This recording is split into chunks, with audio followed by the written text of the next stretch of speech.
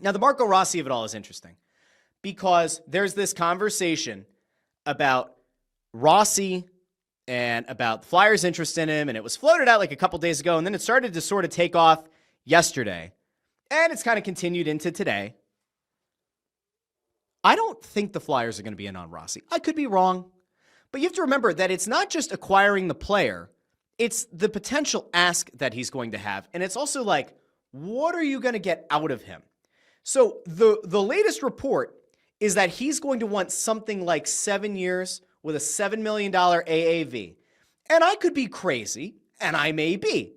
Who are you to judge? Don't judge me. 7 years and $7 million per year, to me, is an overpay for Marco Rossi, especially since he's not a UFA. So I would have a little bit of concern. Now, I get it. If he were to come here, he'd probably be the most skilled center on the Flyers. And at the same time, I can look at what he's done in Minnesota. I can look at his age and I can look at his performance, and I have major red flags, like legitimate red flags. This season, he put up 24 goals, 36 assists. He had 60 total points, which on the surface looks great, sounds great. Everybody's thrilled. Except, what's the one thing that we always talk about? Teams don't move off of a 1C, and teams don't move off of a 1D. They don't. They almost never do. Those guys don't hit the market. And when one does, the question is, why? Why would Minnesota want to move off of Marco Rossi at 23 years of age? By the time next season starts, he'll be around 24, right? Because it starts in October. He'll be 24 at the start of next season.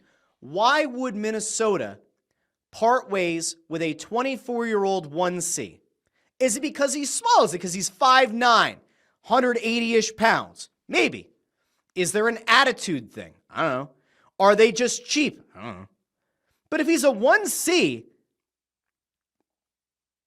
and he's 24 when next season starts, that's not a guy that teams actively try to trade.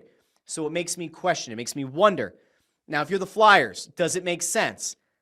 The forward core is kind of small on this team. We always focus on the blue line and the fact that, like, the Flyers were very hesitant to move Risto last year because he was one of the only big bodies on the blue line.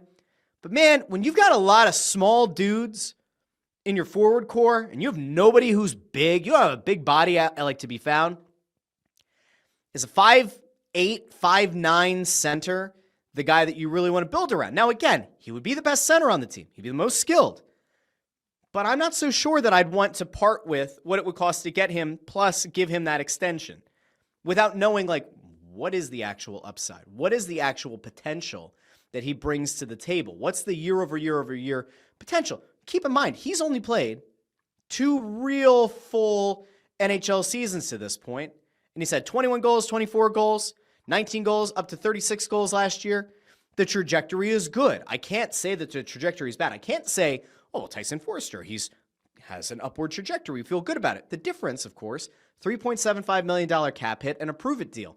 If Rossi's going to cost you assets to acquire, and then you have to give him nearly double that value on the hope that he's going to become whatever that next level is, I'm not sure I would do it. And maybe I'm crazy. Maybe I'm wrong. Maybe this ages like spoiled milk. But I don't see the Flyers playing that game.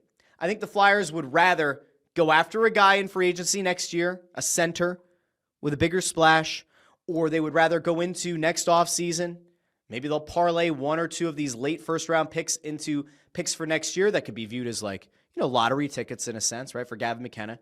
Maybe they would try to parlay that and get another player or 2 on the roster to try to go out and get their 1C. I just don't think that Rossi's the guy. I don't think he's going to be their number 1 target. I would be shocked.